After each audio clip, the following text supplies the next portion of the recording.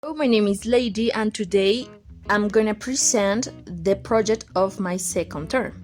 So that is about the first and second law of Newton. So the first law of Newton tells us that an object will not change its motion unless acted on by an unbalanced force. So this law is divided in 4 points that I'm gonna explain you. So for the examples, we are going to need those cars, and this car is heavier than this. So the first point is that if the car is at rest, it will stay at rest unless there are force and on it and make to change the movement and acceleration. So for example, the car is still, yes, but if I do this, the car move, yes, because the force comes to my hand and change the movement of the car. So for explaining the second point, we're going to use this car. So if the car is in motion, the car will remain of the same velocity unless there a force add on it and make the car stop changing the movement and acceleration. So as we can see, the car was moving and my shoes stopped because it's the force that stopped the acceleration and movement of the car. So there are something important in this law, and is the inertia friends, which is if an object does not interact with other objects, it is possible to identify a reference frame in which the object has zero acceleration. So, with this object into the car, we are going to explain the frames of the inertia.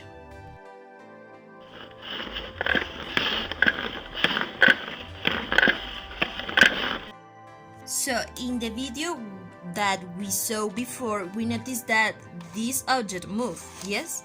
But this object moved for an external force that made my hand, and the car received directly the force, and this force impact in the object as well in this movement. And this is another thing. And for example, if you are getting in a bus, for example, you can be the pencil, and if the bus start to move, probably you are going to move with the force as well, but nobody touch you, because in this case I don't touch you the pencil, but the pencil move. So another thing in the same point is that imagine that you are look since here, yes? So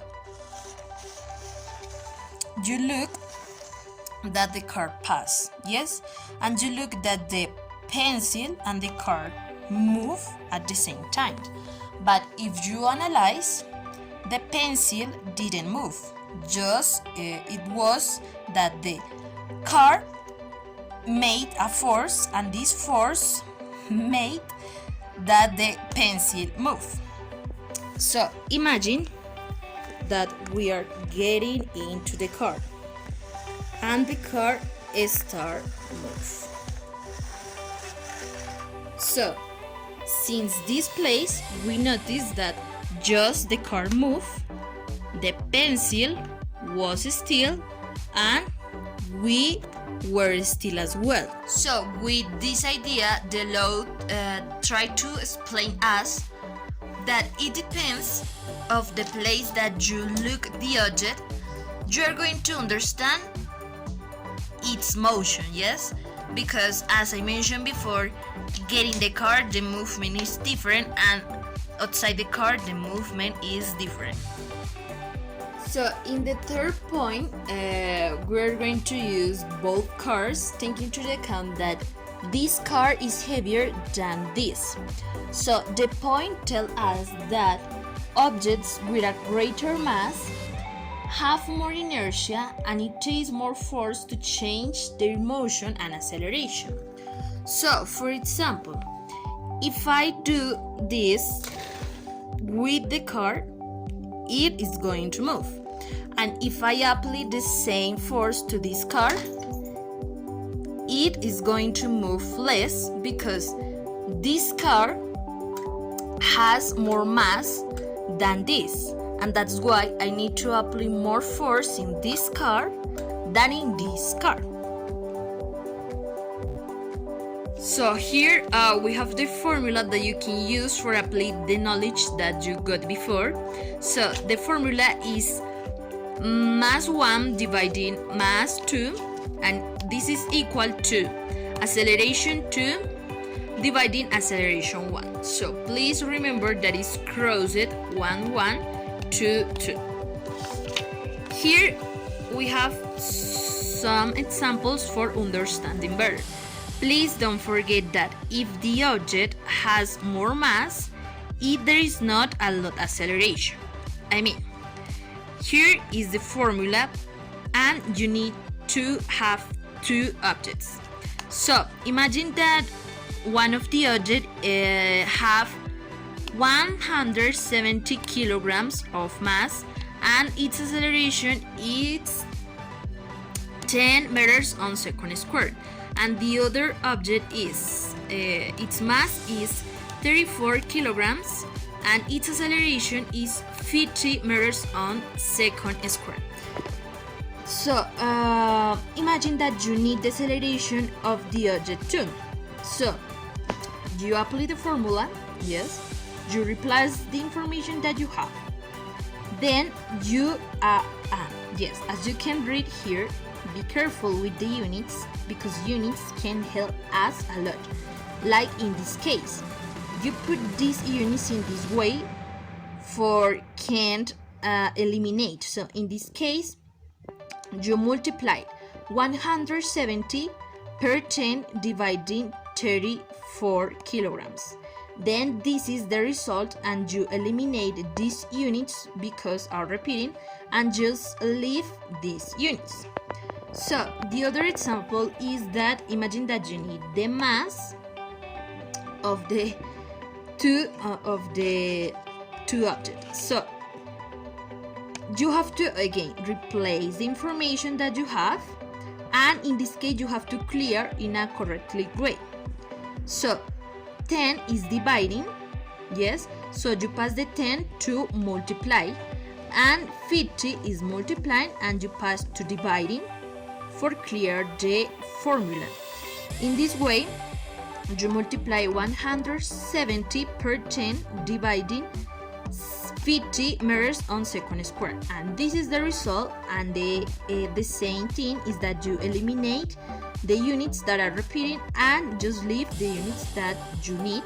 That in this case is kilograms because it's mass, and in this case is meters or second square because it's acceleration.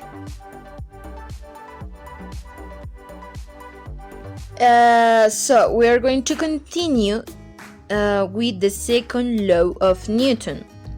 That this law answered the question of what happened to an object when one or more forces act on it.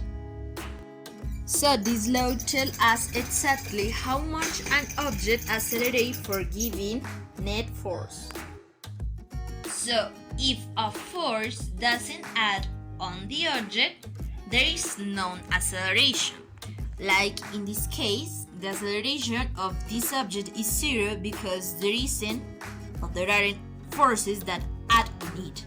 But if the car moves, in this case, there is acceleration. So on the other hand, the amount of force required is proportional to the acceleration it occurs. So it's a little bit similar of the first law of Newton, since the weight of the object is affect the acceleration, because in this case it's more deceleration. So the acceleration of this car is not the same that in this car. In this law, those are the formulas that we can use. The main formula is this, that is the formula of the force, and force is equal to mass per acceleration. And the formula of acceleration comes to this formula, and it's just clear this formula and we get this formula of acceleration that is equal to force dividing mass. And finally, the formula of mass, that is clear this as well, and is force dividing acceleration. Something that you have to take into account in this law is this part, the newtons. We are going to use newtons, and newtons is equal to kilograms and meters on second squared. So here we have some examples. So please don't forget this information because it's important for understand better the process. So force, acceleration, and mass.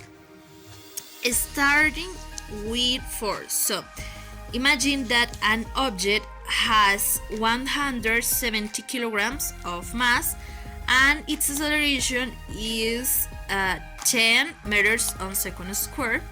So you just replace the information, and in this case the result, so as you notice, the result is in newtons because newtons is equal kilograms meters on second squared. That's why.